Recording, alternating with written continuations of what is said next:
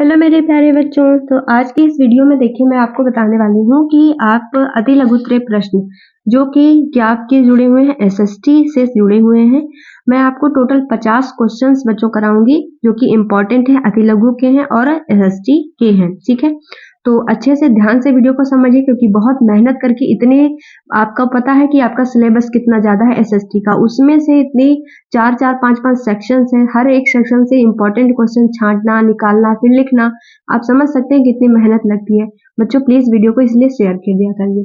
मैं आपसे बस एक ही चीज बोलती हूँ, आपको केवल वीडियो को शेयर करना है। चलिए स्टार्ट करते हैं। क्वेश्चन नंबर 1 आपके सामने देखिए क्या है।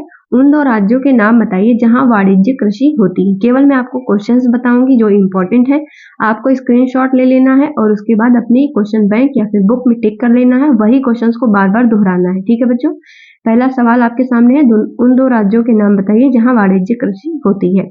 दूसरा सवाल, भूटान आंदोलन के प्रणेता कौन थे। तीसरा, किन्हीं दो खरीफ फसलों के नाम लिखिए। रबी की फसल होती है, खरीफ की फसल होती है, दोनों ही दो दो फसल के नाम आप याद कर लीजिएगा। क्वेश्चन नंबर 4 है, भारत में उत्पादित कॉफी की किस्म का नाम बताइए।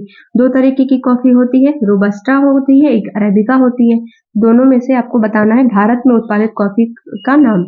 ओके, अब आप इसको अपनी किताब में टिक करिएगा। क्वेश्चन नंबर 5, भारत में काजू उत्पादक राज्य कौन सा है।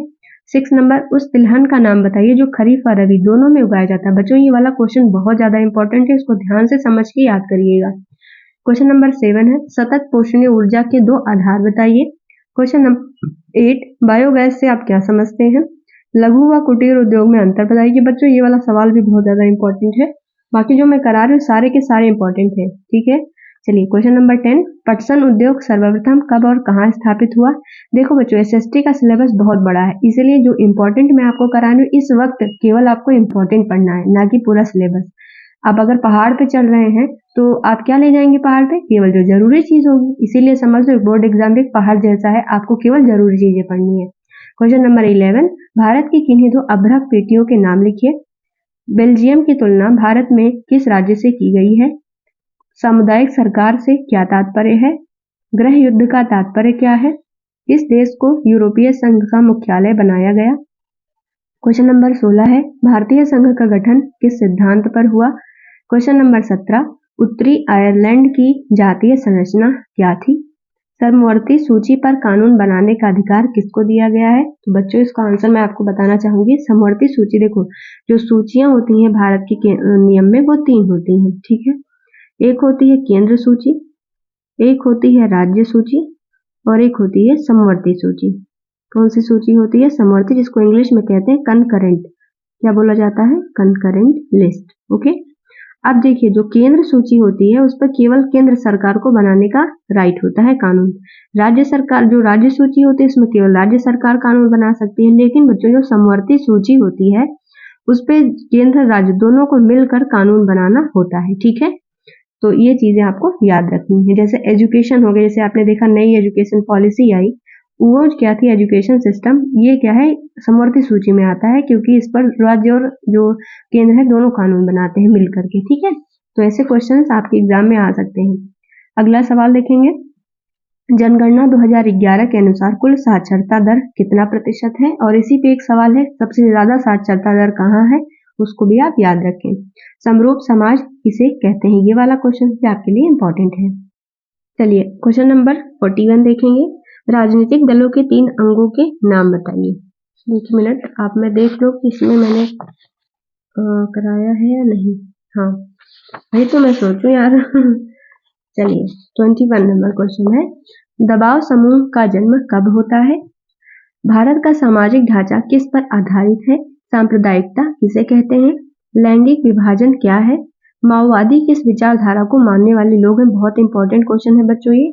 अगला सवाल, क्षेत्रीय दल किसे कहते हैं। मतलब जो पर्टिकुलर किसी क्षेत्र में होता है, वो जो दल काम करता है उस पर्टिकुलर क्षेत्र के लिए, वो होता है क्षेत्रीय दल। वैध सरकार का क्या अर्थ है, मतलब जो लीगल गवर्नमेंट होती है उसका क्या मतलब होता है। अगला सवाल है, लोकतंत्र किससे आप क्या समझते हैं, मतलब जो लोकतंत्र होता है डेमोक्रेसी, उससे आप क्या समझते हैं। अगला सवाल देखेंगे 29 नंबर क्वेश्चन, तमिलनाडु के 2 प्रमुख पार्टियों के नाम बताइए। तानाशाही का अर्थ समझाइए। तो ये था क्वेश्चन नंबर 30 और ये है पार्ट 1। इस वीडियो का पार्ट 2 जरूर आएगा जल्दी से ही। ये है पार्ट 1। आगे के जो 30-20 सवाल हैं बच्चों वो अगली वीडियो में मैं आपको कराऊंगी, क्योंकि मैं नहीं चाहती आपका इस समय टाइम वेस्ट हो। ठीक है, तो आपका टाइम बिल्कुल भी मैं वेस्ट नहीं करूंगी। पॉइंट टू पॉइंट हर एक पॉइंट मैं आपको बताऊंगी। बहुत लोग होते हैं ना, वीडियो को बहुत लंबा खींच देते हैं। मतलब जैसे मैंने अभी ये वीडियो 5 मिनट के अंदर कंप्लीट किया, वो 15 मिनट 20 मिनट लगा देते हैं ताकि उनके व्यू अच्छे जाएं। ये सब मैं नहीं सोचती। देखो, तुम्हें सबसे जरूरी है हर एक चीज बताना जो पॉइंट टू पॉइंट आपके एग्जाम में आ सकता है। मेरा काम सिर्फ उतना है। ठीक है, तो आपकी बस यही, अगर मैं अपने काम को अच्छे से समझ रही हूँ तो आप भी अपने काम को बच्चे समझिए, अच्छे से पढ़िए, पढ़ाई करिए, अच्छे मार्क्स लेके आइएगा। और मुझे पूरी उम्मीद है कि जितना भी वीडियो मैं डाल रही हूँ आप अच्छे से उसको देखते होंगे और हर एक चीजें वहां से सीखते होंगे और अपने एग्जाम के लिए आप अच्छे से मेहनत करिए बच्चों। और सबसे जरूरी बात जो मैं हर वीडियो में कहती हूँ, best of luck for your exam. बहुत अच्छे से आप पढ़िएगा। मेरी तरफ से हर एक जो आप कह सकते हैं विशेष आपके साथ है। अच्छा एग्जाम जाएगा आपका। वीडियो पसंद आए तो प्लीज एक बार शेयर कर दीजिएगा। Thank you, bye bye.